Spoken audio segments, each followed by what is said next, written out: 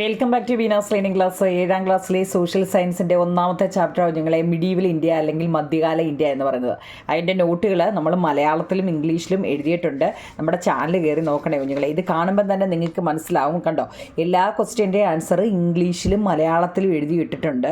നമ്മുടെ ചാനലിൽ കയറി നോക്കാമെങ്കിൽ നിങ്ങൾക്കത് മനസ്സിലാവും. ഇതൊരു ഷോർട്ട് വീഡിയോ ആയതുകൊണ്ട് കുറച്ചേ നമുക്ക് കാണിക്കാൻ പറ്റത്തുള്ളൂ. കണ്ടോ, ഇത് ആ ഒന്നാമത്തെ ചാപ്റ്ററുമായിട്ട് ബന്ധപ്പെട്ട 1 മാർക്കിൻ്റെയും 2 മാർക്കിൻ്റെയും 3 മാർക്കിൻ്റെയും ഒക്കെ ക്വസ്റ്റ്യൻ ആൻസർ ഇതിനകത്തുണ്ട് കേട്ടോ. അപ്പോൾ അത് കയറി കാണണേ കുഞ്ഞുങ്ങളെ.